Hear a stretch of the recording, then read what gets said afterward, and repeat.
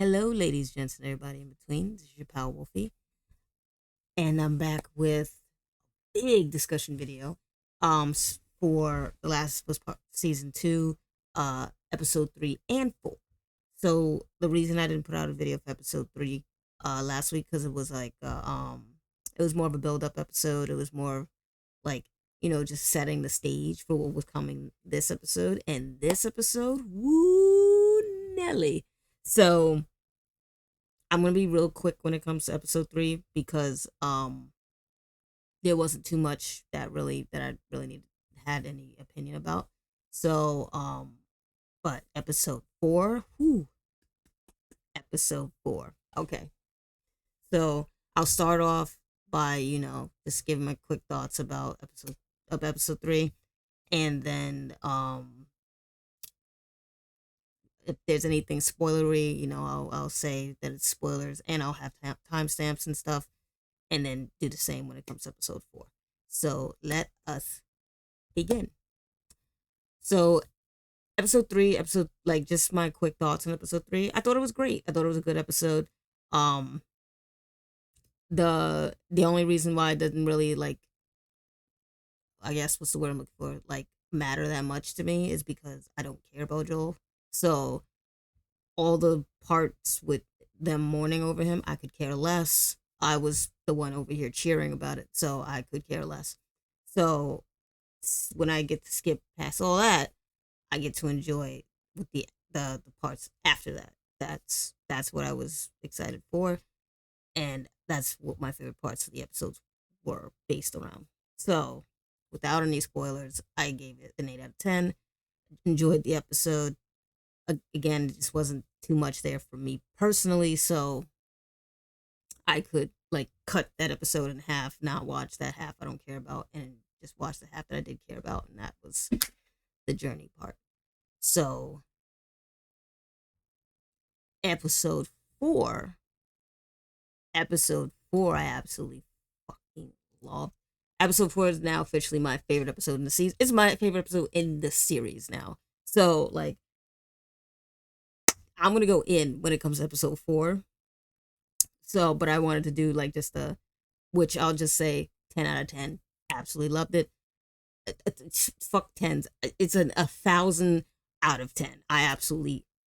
Episode 4 is probably now one of my favorite episodes of TV. For real, for real. But yeah, so when I get to the spoilers of that part, whoo, whoo, whoo, whoo. So this was the non-spoiler little quick quip about episode 3 and 4, because there's just too much to actually dive into for me to not spoil. So that's why I'm making that part real quick here with that. So now that you have my quick thoughts on those, we gonna jump into spoilers for both episode 3 and 4, if you are down to listen about it. So yeah, sorry I had to pause it to my cats are acting stupid, but yeah. So now I'm gonna start talking full spoilers on both episodes, and I hope you guys stay to hear it and enjoy what I have to say. So spoilers starting in 3, 2, 1, and let's go. So, oh my god. Okay, wait, stop. Episode 3 first. I gotta contain myself. I really fucking loved episode 4. So episode 3 first. Um, so I thought they did a really good job with the details. When they had Ellie walking through the house and going through all her memories. I remember in the game when you are doing that with her, and yeah, if you were wanting to get up the platinum 100% in the game, then you have to kind of interact with all the stuff going around in the house, and go through Ellie's memories with things and stuff like that, and a lot of all the little Easter eggs about their relationship and stuff like that. So they did a really good job, first of all, recreating the house. That thing was pretty goddamn spot on. And so I thought that was really nice. It was really touching. Again, I half cared, because I cared about it just because of how pinpoint accurate it was in comparison to the game. while you know, I don't give a shit about Joel, so it's whatever.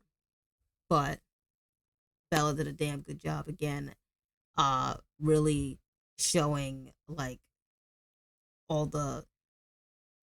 I want to see. I don't want to give too many details because again, there are still things to come in the season, and so like I'm trying to be as what's the word as conservative about what I talk about when it comes to Ellie and Joel's relationship because there is still so much that hasn't been shown on the screen compared to what we already know in the game.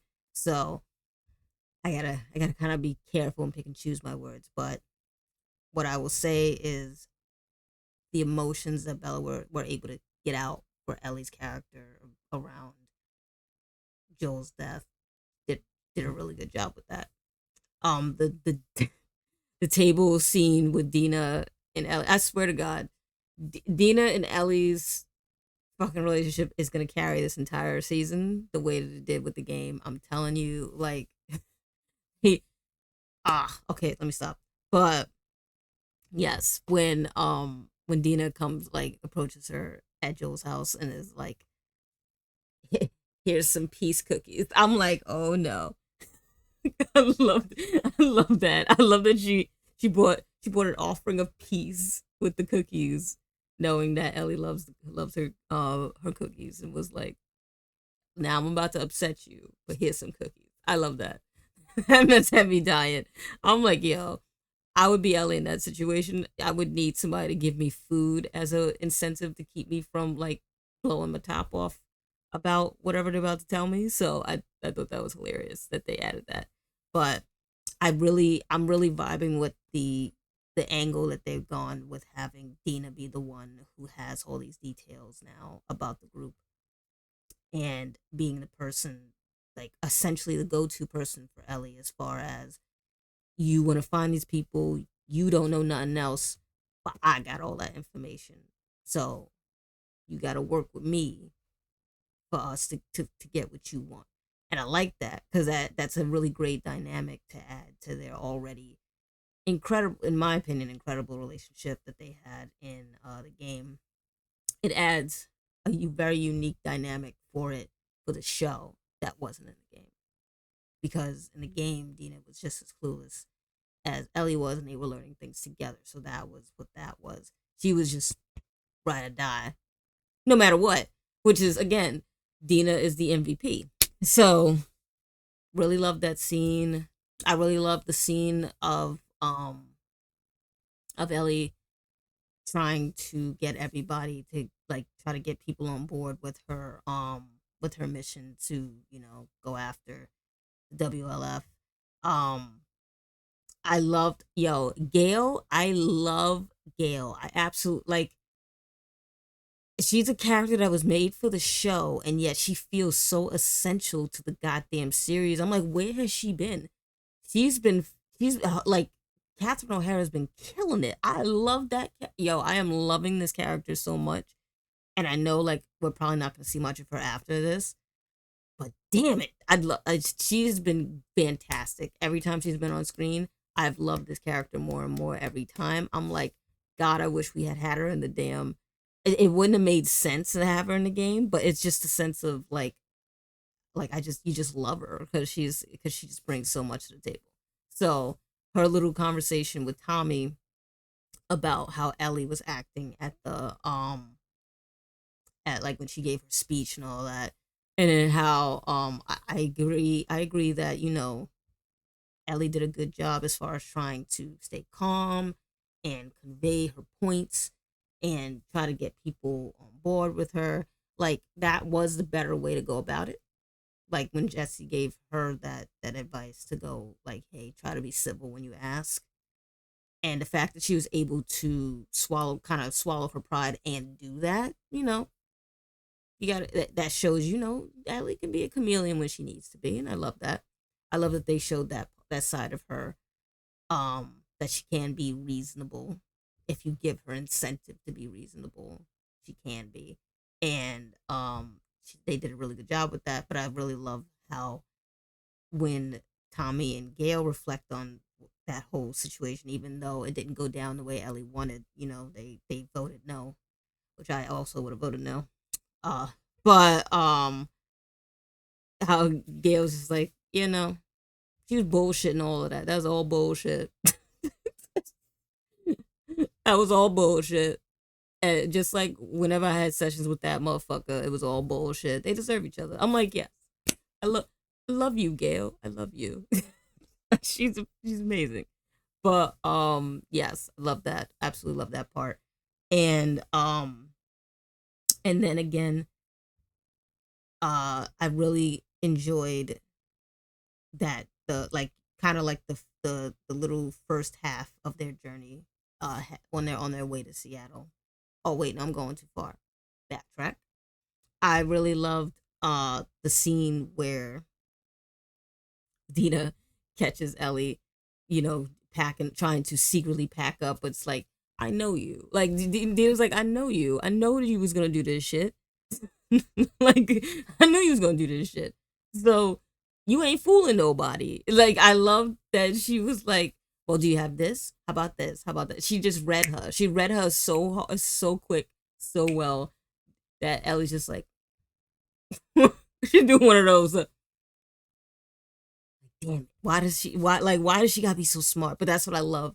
Like, because that was Dina in the game too. Like Dina was the brains of the outfit. She's the brains and the heart. She's the brains and the heart. So like she's very strategic, she's very logical, she's very she has got great foresight about things. And she's just the perfect balance for Ellie. So you got Ellie who's Miss Brute Force, but then you've got Dina, the think tank, and their dynamic is just perfection, absolute perfection. So like having Dina literally come to her and be like, so this is what the plan is. Like there was no room for discussion. She was just like, this is what we're going to do. This is what we are going to need. This is what I need you to do. And we start at X amount of time. We meet blah blah blah blah. The fact that she had Mr. Bigot Seth on board with them too was I'm like, everything about that was great. I love that Ellie still took shots at him, but she like, at the end of the day they were able to shake hands and stuff like that. I'm like, she better person than me. I'm like, nah, you have to just approach me like that once. There's no forgiveness here. I'm gonna kick you in the face or have my horse kick you in the face. That would have been me. But he did do some redeeming by helping them out with their escape. So, gotta give God props for that part. And she's like, yeah, you get dabbed for that. So, and I love that, Dina kind of helped orchestrate all that. So now let me go back to what I was going to be talking to before, was about like, so when they're on the road to on the road to Seattle, it was cool to see all that, to see the like the in between before they actually get to like the entrance of Seattle. Because like in the game we just got, the cut to black, and then they were walking on, they were not walking, well, they were riding on Shimmer to like already just entering Seattle at that point.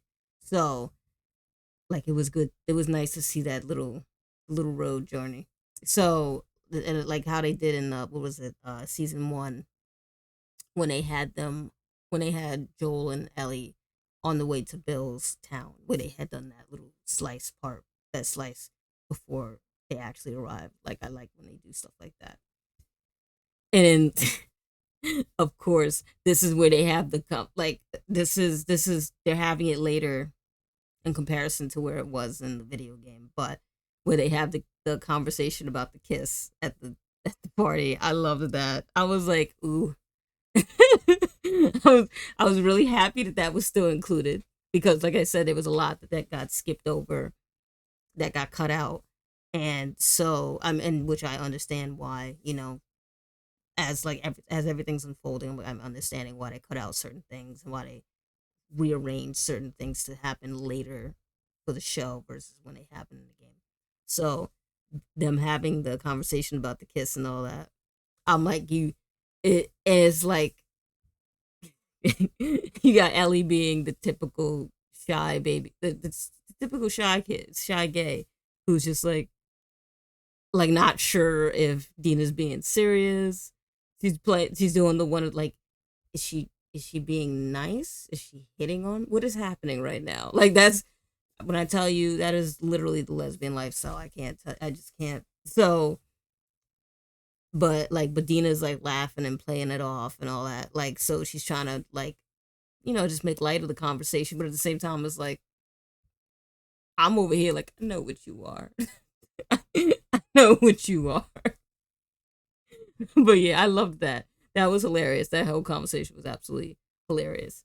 But and to move from there, I loved when they showed us like they cut to like Manny on like he was, what is that called, surveillance. He was on like just checking on lookout, that's what I'm looking for. He was on lookout, and they're doing talking walkie talkies and stuff, talk like doing the signals and stuff.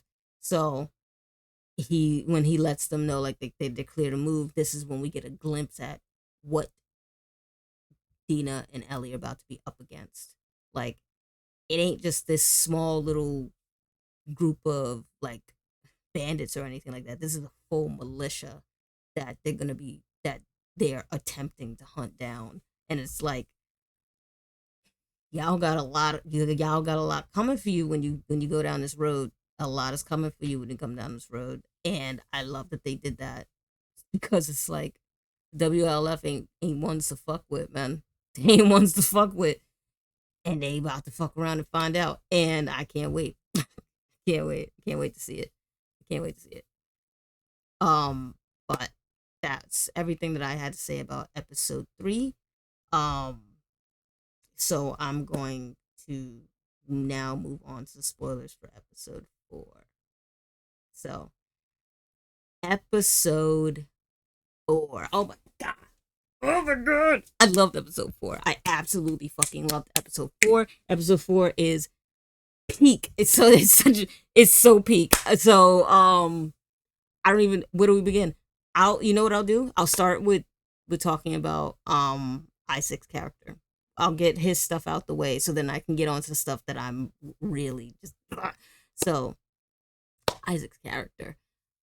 So in the game we get so little about Issac that it's like all he really is to us is like this military meathead who's at the height of power, and he's like that's really all he is for us. But at the same time, like there are little parts where you're like, there is something more here. It felt like there could have been more there that was probably cut for time in the game. But I did was like really interested to see what more could we get with his character. So when, first of all, absolutely love that they were still able to cast Jeffrey Wright in the role, because I thought he did such a good voice acting job for it. And his like he would have been perfect to be put in it because his age and all that matches with the character. So I'm glad that they were able to get him on board, and he's already doing a fan-fucking-tastic job. Jeffrey Wright is such an amazing actor. I love him in like everything I've seen him in. I've actually met him in real life. He is an absolute sweetheart. So I won't say a bit biased, but I am a bit biased because I absolutely adore him. And so to have that, first of all, kicking off the episode with how we get Josh from Josh and Drake up in here. We got Josh from Josh and Drake cursing up a storm, being an asshole, and of course the camera wants to be stupid right now. Being an asshole, talking with the whole bunch of military bums, Fedra, in their truck. And in my head, when I saw that, there's a part in the game for Seattle they won where Dina and Ellie find this truck that's like full of bullet holes and blood and dead people. So it's like as soon as I saw that, I'm like, oh, are they about to show the ambush? So I was really hyped when I saw that. I'm like, oh shit, are we gonna see the ambush? they ended up taking it in another direction. It's still just like it's still the general same thing, but in a bit of a different direction, because now it wasn't just like a quick trap that we assumed that the WLF pulled and like shot them up and all that stuff. No, frick, I keep accidentally saying Jeffrey Wright. No, fucking Issac was part of Fedra. He was first a commanding officer, and then he defected. I'm like, oh shit. I'm like, that was a cool spin on that. And the way my dude he was just like, threw the grenades, closed them, and then shut up. I'm like, bro, this nigga, he was so nonchalant about the whole thing. It was like somebody just asked him to go pick up the garbage or something like that, and he was just like, fine, I guess I'll go and do that. Like, that's how he was so blasé about it, and I loved it. I thought that was fucking hilarious.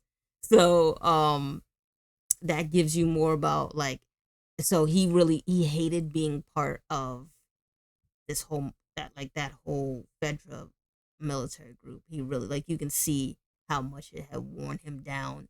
Like, he really hated the way that how they became and how they started treating people. So in that moment, it makes like us getting to see them having like laughing and having that dickhead conversation gives you an idea like, yeah, nah, these are a bunch of jarheads. I wouldn't want to be around them either. So it gives you an idea of like, okay, so this is what Issac is about. He's like, he's not here for that shit. He doesn't like it. He's not here for it. So he has no problem betraying that group to go to a group who he feels does share his ideals. And I'm like, all right, respect on his name for that. And then when we get like and then he pulls out the one dude that he feels like might be in the same place as him when it comes to how the world is, and not really wanting to be part of these group of people that are like this, but you gotta survive, right? So when he pulls that guy out, and then later he's like, now you need to make a choice. I'm like, oh, all right. So he's got wherewithal to be like, I'm not just gonna kill everybody. I'm gonna kill those I feel deserving, but then the ones who I think might actually, be like-minded, I'm gonna give you an option to, hey, you want to come and join me, or you gonna join them? And you see what the consequences is for joining them. Are you gonna join me next? Like, what you gonna do? And I love that they did that. I thought that was really cool. It really does show you what the kind of person that Issac is. And then that was apparently like 11 years prior. So then when we get to see him in the current day, he's definitely ruthless. You can he was ruthless in the goddamn video game. So I'm like, yeah, this checks out. He's a ruthless dude. Like, he's ruthless, but he has a code. So it's like, that seems to be like the way that the WLF are being presented to us. These are ruthless people, but they have a code of honor. So it's like they're not all just kill everything. There is layers to what makes them the group of people that they are. So, and I think that that's going to play a big part. Like, again, I don't know if we're going to be seeing it this season, but if we see certain things that I'm excited to see, I still feel like that's going to probably be like a season 3 kind of a thing. So, but again, I'm not going to give too much, because again, I want people to be surprised when it does come up. So either way, I'm just saying it's a nice glimpse into the group of WLF as well as their leadership. So, who Nelly? First of all, how is it? Like, you got to give HBO props. They're like one of the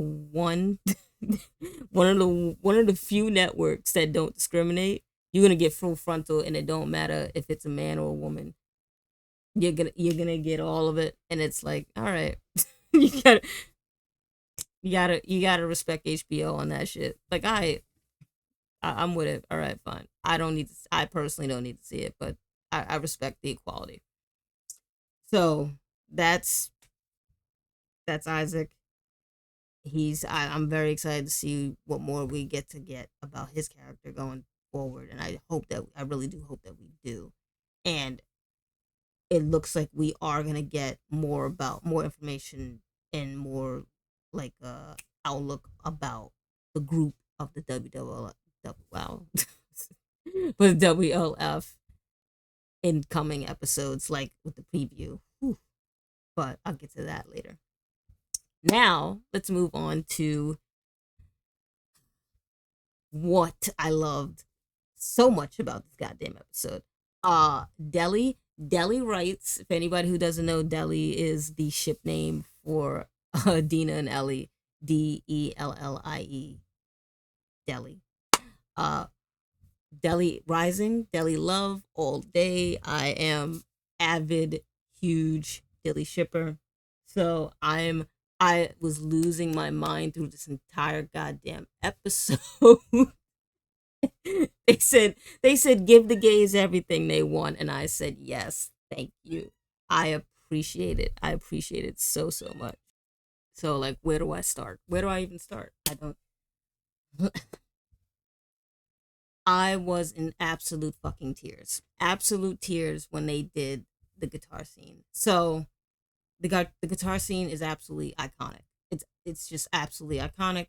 The In the game, it is completely missable, which is insanity to me. Like it's like not even a required scene, but it is a required scene. Like you don't get just how fantastic their relationship is without this scene.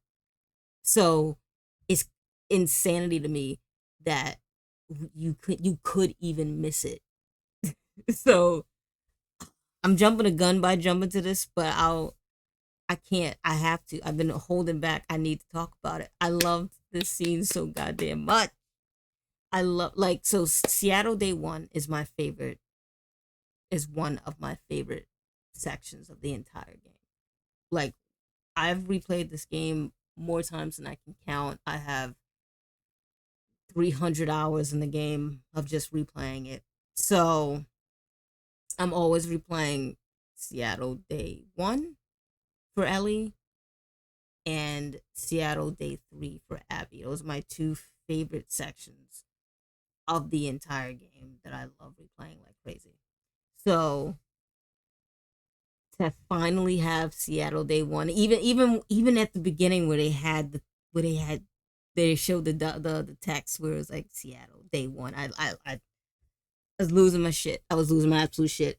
And one of the reasons is because of this goddamn scene. I first of all absolutely love the song Take on Me. It's one of my favorite songs.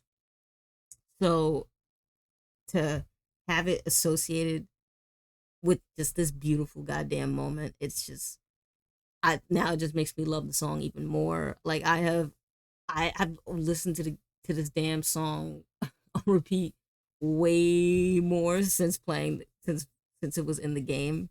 I already listened to it a lot like growing up, but it's gone tenfold since then. So this song has a very special part in my heart. So just this scene, seeing how first of all, like it was fantastic that Bella even knows how to play guitar and can sing. So fantastic. They again the casting of Bella, absolute absolute fantastic casting. Haters can take one of these, but yes, absolutely perfect casting. And then to have Isabella, give this woman her flowers. She is selling. She is selling selling Dina so goddamn perfectly. They like. I was always so nervous about how they were going to cast Dina because Dina's such like she's the heart of this whole game. So it's like she's more important than people might realize. So it's like you the fact that they were able to find somebody who could who could actually capitalize on that character and the importance of that character so goddamn much. I'm like Isabella's killing it. She's absolutely killing it. I'm adoring her as Dina. She's hands down been my favorite performance of this entire season so far. Like every time she's on screen, on screen. I'm excited because I'm like, oh, how what's she gonna do? Like how she's gonna portray my girl next? Like she's fucking phenomenal. Like if she don't get an Emmy, I'm gonna be upset. I'm telling you right now. If she don't get an Emmy nomination for her fucking role as Dina, I'm gonna be upset. I'm gonna tell you that right now. I'm gonna be very fucking upset because she's killing it. Like the way that she was able to like convey all like the like you can see the moment that Dina's character falls and like has officially said, "Oh yeah, no, I've fallen in love." Like you could see like the way that she was able to actually like make that show in her face, the way she's watching Ellie play the guitar and sing and serenade her, and like we're caught. She catches us in the moment. She's catching everybody. Like it's like, and then she's choking up and tearing up about the whole thing. I'm like, it had me bawling. I rewatched the damn episode like 3 times already now, and it is still. I fucking love it. I can't. They did it. They did it. They did it. This was one of the scenes I've been waiting for. Just like just like with the scene in the fucking New Year's party. Like I'm happy. I am very fucking happy. I'm very fucking happy. Ah, so yes, they did, and then the music store itself, like the detail, the absolute detail, the fact they were able to recreate all that so perfectly. They even found a way to add the little thing with because again, all of this is missable in the game. The little part where Dina is messing around on the drums, that can be something that you don't see happen in the game if you didn't like do the little extra exploration. So it's like it's definitive in the show, but it's missable in the game. And I'm like, they put it in there. They had it, so I'm happy. So I don't. I loved it. I loved it. I love the scene. I love the scene so goddamn much. I just can't. I can't. I just I'm in my feelings tonight. But I had to just get what I had to get out for that. I know I skipped over things, but I had to do that. I just had to get that out of my system. But moving on a little bit from that, just keeping with the theme of the dynamic of Dina and Ellie is just I'm telling you, this is gonna be the dynamic that just carries the whole this whole season, I feel like. So because like I love that part where they like, when they officially entered the city and Ellie goes to open the hatch for the tank, and when she drops the hatch, and it makes that big noise. You see the both of them like, oh shit, like, because yeah, like Ellie, do you remember where you are? Why would you do that? Why would you do that? You could have just had a whole horde full on y'all for that stupid shit. And the way that they just reacted in that exact like just like that, and then they're like, when nothing happened, it's like, oh, okay, all right, so we're good. But I was I was fucking dying. I was laughing so hard over that. But that's also again a missable part in the damn game if you didn't explore during Seattle Day One. There's so much that you can miss in Seattle Day One, which is one of the reasons why it's my favorite days, is because there's all these extra things to it, and they're showcasing it in the show. Like a lot of the really missable great things they've put it in the show, and then the things like that you absolutely had to do, they didn't put in the show, which I'm like, all right, I'm with it. I'm with it. I'm with it. I'm with it. So it's that. Like even that little conversation that Ellie has with Dina about the astronauts, again, completely missable in the game. So it was nice to hear it, to have them have that conversation in the between in that whole situation. So I love that. Um I swear, I could. I'm telling you, I could talk about this fucking episode all day, but I'm gonna. I'm trying my best to like contain myself. This is what's happening right now. This is why I'm like kind of frenzied because I want to just gush and go complete fangirl, but I'm trying. I'm trying to stay in a structured, somewhat structured form. So moving, moving from that the beginning aspects of it, and oh, little point. Absolutely love that they kept the Capitol Hill, like rainbow, the Rainbow Road of Capitol Hill. Absolutely love that. I love that they kept that. It's one of. I remember when I first played, the very first time I played the game and I walked through Capitol Hill and I saw that, I was like, I actually stopped. I had to put the controller down because I'm like, this isn't a video game. I was just taken. I was overtaken. I was so happy. I was like, the, people. If you're not in the club, as they say, if you're not in the club, then you don't understand. You wouldn't understand. It's a big deal. It's a big fucking deal, and then to see them recreate it in the show as well, I was like, yeah, it still hits. Just it still hits, still goddamn hits, and I loved it because well, they grew up after the apocalypse had already kicked off, so they don't know what the rainbow flag, like the symbolism of it. They don't know the importance of it. So the fact that they were like, oh, that's cool. Well, like, what is with all the rainbow? Well, like, that's it was the innocence of it. It was just like, oh, my little baby gays. If only you knew. So I'm like, maybe someday, maybe someday. But yeah, I did. I loved that they had added that in there, and I love that that was kept because again, it was a very important thing in the video game for me personally. So it was really nice to see it. Um, trying to wrap my brain. Yes. So then the fucking, whew, and now we get to the intense shit. The goddamn cable station. So that part is insane in the video game, and it's just as if even more insane. The fucking the tunnel in the damn TV station is a crazy fucking part in the video game. So the fact that they were even able to make it even more intense and crazy in the show is phenomenal to me. So like just like with them, well, no, you know what? No, technically their first introductory with Seraphites, though they don't know it, is when they find those dead bodies along the road. For us, our introduction to the Seraphites was this cable station.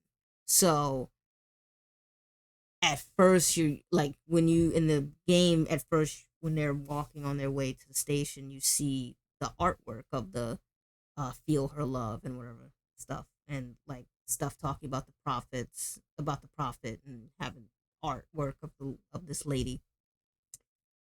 They didn't have any of that. No, no, no, no, no, no, no. They didn't have any of that. In this, they go straight for the gutter, literally. So you get to see the ruthlessness of the goddamn Seraphites first, like for this one. So you get like that's their introductory Seraphites, like to the ruthlessness of this of that group is seeing them lay waste to the goddamn wolves, arrows in their and all their people, seeing them strung up with their fucking guts hanging out. I'm like, yo, I remember like seeing that part in the damn game, and I'm like, what the? I'm like, people did that? The fuck? I was like, God damn, I'm not looking forward to fighting these motherfuckers at some point. Because I mean, in the advertisement, yeah, you saw that that's like a group that you're gonna be having to deal with. It's just that obviously in the advertisements they give you a glimpse of what Seraphites was like, but this was literally like our first real look at how insane this group can become. And it's like, oh Nelly, I like again that just the horror of it, the fact that they are like totally fine to be like, this is to them, this is extremely appropriate. Yes, let's string up our enemies and take out their guts and have it hanging, and make sure that they're the next group of people for them finds them like that. Like, you know how fucked up you gotta be? Like, no wonder, like, for me, I'm like, no wonder why the wolves hate you motherfuckers. Like, at least all they did was, I'm like, yeah, they shot you all up, but they didn't do all that. They weren't thematic with your bodies. They shot y'all up and they kept it moving. Y'all motherfuckers got to turn into a whole circus. Like, what the hell? Like, I can't stand the Seraphites. Like, I'm just gonna put that up there. I can't fucking stand the Seraphites, and it doesn't even really have to do with the wolves in particular, because I don't love the wolves either. I just love Abby and some people in the wolves. That's it. But I fucking hated the Seraphites. I loved killing them. I tell you that. Loved killing them in the game. Hated the group. So, I mean, right now they're trying to play with the sympathy card on whether or not, like, how, like, until we really get to meet them, like, till Dina and Ellie really get to face off with them. Right now they're just giving you glimpses of what these people are like, and it's setting you up to let you know, like, this is going to be a group of people that Dina and Ellie are going to have to figure out how to deal with next. Like, it's not just the wolves that they're going to have to figure out how to deal with. It's going to be these guys too. So it's like, they in for a ride. They are in for a goddamn ride. But moving on from them, the fucking train station. Yo. First of all, when they threw the fucking red flares, I'm like, yo, I felt the nostalgia, because it's like, again, one of my favorite sections, one of my favorite fighting sections, because this is in the game. This is one of the first sections where you have not only infected, but you also have like people and like living people enemies within the same exact area. So this is the first, like, this is one of the first like major areas. It's not the first because there's actually, they're like smaller.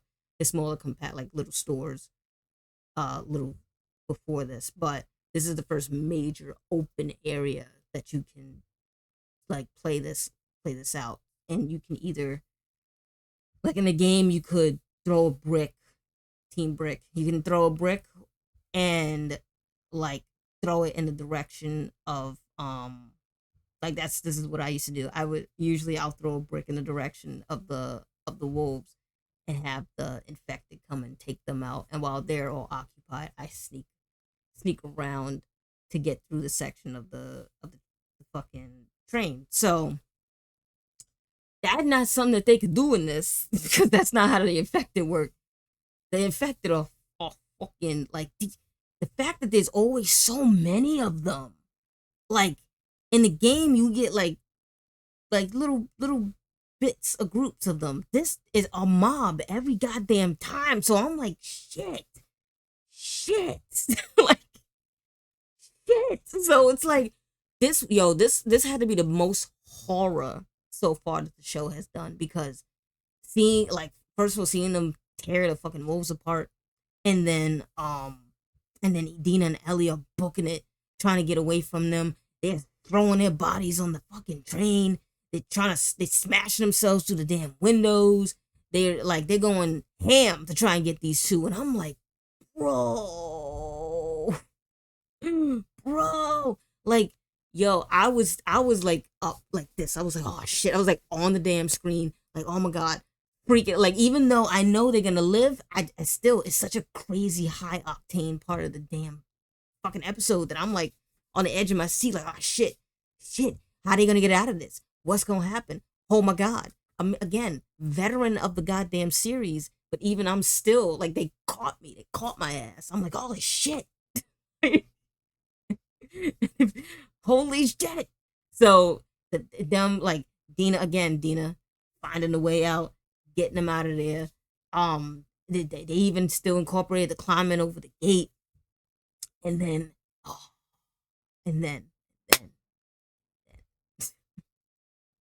First of all, before I move too far, really fucking love. I have to give it to them. The fucking artistry of how they be able to create the infected. The infected look so damn scary and disgusting. And I mean that like in a compliment. Like the fact that their makeup team was able to make them like that and make them look so realistic.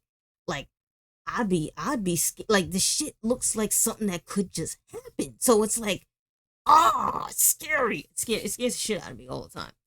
But in a way that I appreciate.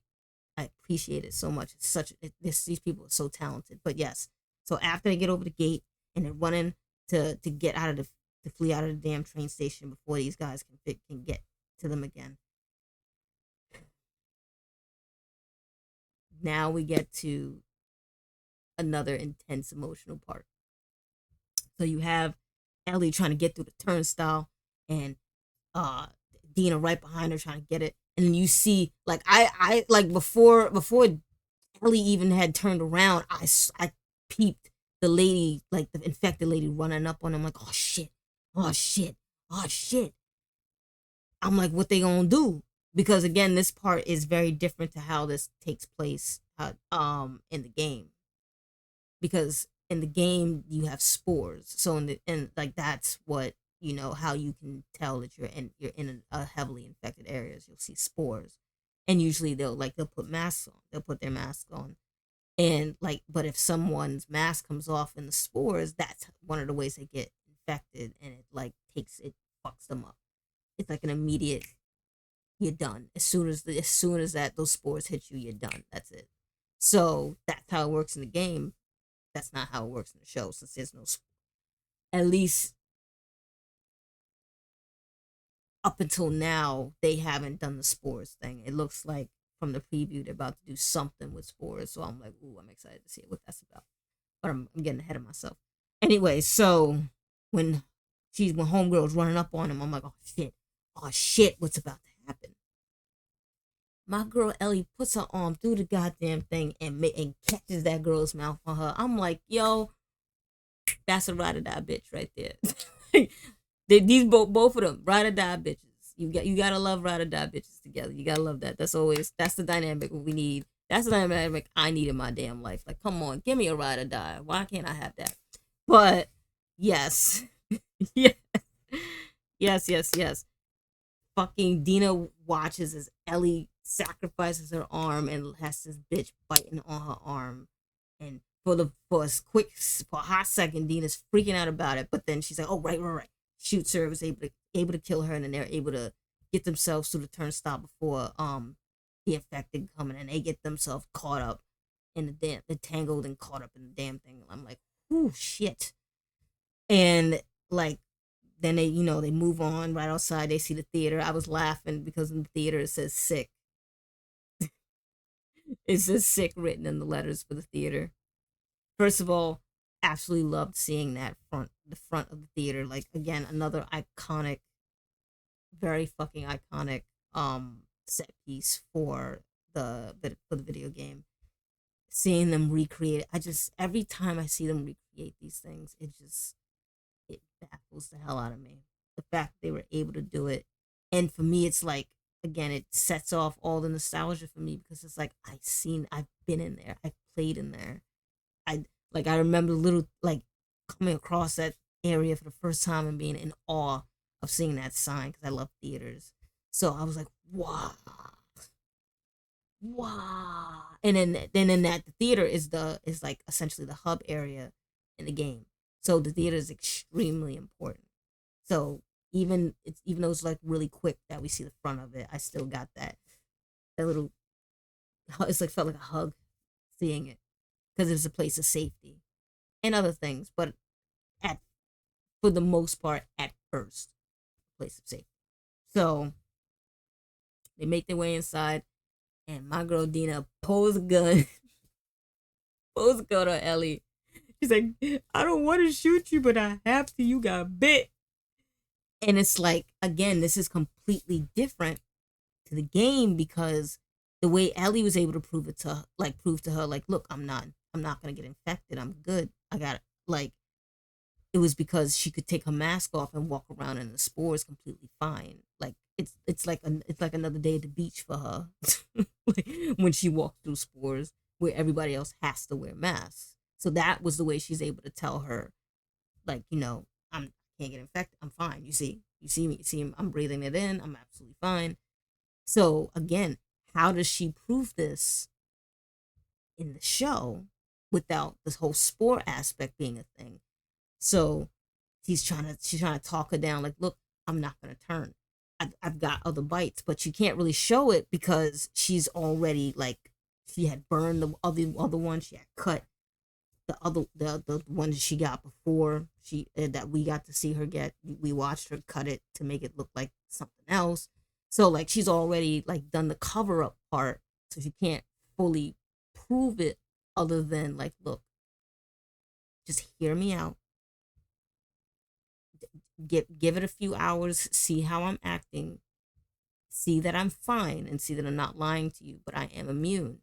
And again, Dina is one of the first people that wasn't Joel that she's telling that she's immune. That wasn't Joel and Tess. Like, Joel and Tess and Marlene and, like, anybody, like, those are the only, like, technically 3 people that she told that she was immune. The only 3 people she ever told. How everybody else found out is how they found out, and none of them people are alive to say anything. That's again what makes their relationship very heavy, is that now Dina's the only living person that she cares about in her life that now knows her biggest secret, which is that she's immune. And that's going to be a huge deal for Ellie, like, because now she has somebody that she can trust and fall back on about this really big thing about her life. And of course, Dina is just not fully, like, she's like, what the fuck you mean you're immune? That's bullshit. Like, I'm sitting here, don't make this harder for me. I don't want to kill you, but I have to. And she's like, no, don't do it. Don't do it. So seeing them go through that whole scuffle of trying to, like, of Ellie trying to reason with her. Thankfully, because Dina's ride or die, she's like, fine, I'll give you your 5 minutes. We'll see how you do. Obviously, it wasn't 5 minutes. I'm just being an idiot. But once Dina can confirm, it's been a while. They make it seem like it's been, like, at least like an hour or 2 or something like that. And she shows her, like, look, my hand is steady. Usually what happens with the bites you start seeing the spores begin to show around the bites. There's nothing. It just looks like somebody took a fucking chunk out of her, which, again, crazy fucking makeup artist. That shit is crazy. But yeah, you just see that somebody took a fucking chunk out of her, but that's it. Ain't, like, it's like, again, it's like a day at the beach for her again. So once, and you see the transition on Dina's face. Like, I loved, this is my second favorite scene in this game. Wow. In this show. This is my second favorite scene in the show, because it's like, the way that fucking Isabella is able to convey all these emotions with just her face is fucking incredible. Like, you see it. You see her, like, in denial. You see denial, but then she starts to have the realization, like, oh, she's telling the truth. Oh, I don't have to kill her. Oh shit, the person I love is okay. And then, like, you see all of that. You see the whole transition in her, just in her face. And with her now knowing Ellie's biggest secret, she shares her big secret, which is that she's pregnant. But not only is she pregnant, but she's in love with Ellie. And now that she knows that Ellie's not gonna die, she can safely just embrace that and go for broke. And they went for broke.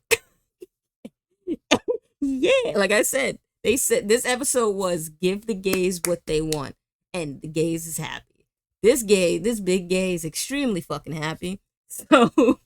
So yes, thank you to, I think her name was Kate something, who who directed this episode. Thank you very much. You gave me everything I wanted. I am very fucking happy. So, so what scene? The scene that I was like, I was kind of hinting at a couple episodes ago that I was like kind of sad that they didn't do. They did it. They did it even like kind of arguably an even better way. Arguably an even better way. Um, so they have their little love scene. It's very, it's very like hard PG-13. It's hard PG-13. Trust me, they could have gone. It's HBO. They could have done more, man. We know that they could have done more, but they stayed at a hard PG-13, pushing it, but on it. But it was good. I loved it. I'm like, yeah, yeah. I was here for it. And then you get the morning after, which I was just I just loving it. I just love it. I'm soaking in it. Dellie all day. I'm just soaking in it. So having them wake up together, like all cuddled up, I'm like, yes, my gay heart is living for all of this. And then they have the little conversation they have afterwards, and then we get Dina's confession about like essentially her coming out and her explaining, why she hasn't like really done anything and all that stuff. And it's like I feel for you. I'm sorry that I'm sorry that she had to she had to contain herself, even like, and even though this person is gone, like she was saying that her mom told her no, that she couldn't be who she was. So like even though her mom was gone, like that mentality was like put in put in her head at a young age, so she didn't know, and she hadn't had anybody to tell her yet that it could be okay. I'm gonna guess that maybe that Ellie was probably like the first like openly gay person that she was able to see be open and be completely like, yeah, I don't give a fuck. Like I'm out, I'm happy. And like seeing that was probably like she had to fight with the fear of, well, I would like to be that way, but this is the way that I have been taught all this time. So it's like it plays into like stuff that is still very prominent here, unfortunately, in the real world, where people have to combat with like when they have that entity in their fucking life, which I feel for them, when they have that entity that is like beating them down, forcing them to be stuck. And she said it, stuck. She was stuck, and then finally, got got the bottle cap off, and now she's able to be free. And I was fucking dying when Ellie was like, "I'm gonna be a daddy." I'm like, "Oh my, I can't." I'm like, "You bitches, I fucking love it. I'm here for it. I'm here for it." And she had me dying. I'm like, "Daddy Ellie all day." if you read fan fiction, if you read Dellie fan fiction, you already know that Daddy Ellie has been a thing for a very long time, and to have it in the show, I'm like, somebody there read Dellie fan fiction. I'm telling you, somebody there read Dellie fan fiction, and I love them for it. I can't. I fucking love that. But I just loved how they were just talking about their future and stuff. Like they had this quick moment of not thinking about the danger, not thinking about the situation that they're in, not having to just be out of this dark place for just a moment, and just having just this bright spot of where they could think about a future. Like it's not like it's hard. That's like the world that they're living in. That's not really something that they can do. But here they are. They just have a moment where they can do it, and I love that. You gotta absorb and love and cherish those moments when they happen in this show, just like when they happen in the game. Because again, with the world they live in, it's just not an everyday occurrence. It's not something that they can really do. So yeah, all of that had was just sweet, sweet. Love it. I'm here for it. it was, it was like, what is it, the episode with Bill and Frank? Like The gays get the happy. We get the happy, and I love it. It's about time we get the happy. So, yes. Again, I could gush on even more, but I know I gotta, this is already long enough. I've been babbling. So, just pushing a little more forward. Um, their little moment gets interrupted by the radio kicking off, which my ass, I hadn't even realized that fucking Dina put that shit in her bag. So I freaked out. I was like, what the hell was that sound? And when she went through her bag and she pulled out the radio, I'm like, oh, she got the radio. So so now this is like, and this was also in the game where but the difference was that she found like I forgot what they call it, what type of radio they call it, but they had one of these radios inside the theater, like at the upstairs inside the theater, and her tinkering with it is how she ended up finding their radio frequency and then like listening in on them and all that. But this they have like the actual radio and all that. So now they're able to have that. This is their way of knowing the whereabouts of what's going on, and so they like hearing the fighting, and then they can hear the explosion, so they go running upstairs and they can see from where they are, and you get the full landscape of fucking Seattle. When I tell you, I have PTSD when it comes to the fucking hospital in The Last of Us Part 2. So, again, I can't say why. I can't go into it. I can't. But know that the hospital, I absolutely despise the hospital. I hate that section. I hate that. You know how they say, like, there's a section of, like, everyone has that one part of their favorite game or games that they just hate to play through. But, like, because you know you enjoy the rest of it, you kind of just push yourself through it so you can enjoy the rest of it again. Yeah. The hospital is that for me. So as soon as I saw it, first of all, again, props to them for the recreation of everything. They even recreated the hospital to look exactly like the one in the game. But the fact that you were able to see the hospital in the foreground, I'm like, oh no. I'm like, oh, oh no. Oh no. I'm like, and again, I know that my fucking heart is gonna be in full anxiety mode, even though like I'm not playing the game, I'm just watching a show that has scenes in it. And I'm like, but again, I have PTSD with this fucking hospital. But I'm also still just excited to see what they do. Again, I'm not gonna give much away. Just know that the hospital is that part. It is that part. Whether you're playing Ellie or Abby, the hospital is that part of the damn game. So, Jesus, I'm nervous to see what's gonna happen. Next episode, I feel it's gonna be a fire bombastic episode. If what I think is gonna be happening is happening, it's gonna be crazy. It's gonna be crazy, and we gonna see some things, some stuff and things. So the cool, like I'm guessing what they're gonna be doing too is now. So in the I don't know if I want to give this away yet. You know what? No, I'll hold on to that. I'm not gonna say it. I'll hold on to that. I'll wait till we get the episode next week, and then I'll remember to talk about it. But yes, I'm gonna. I already know this is getting too long. I know I've been babbling a lot. I really loved episode 4. I really did.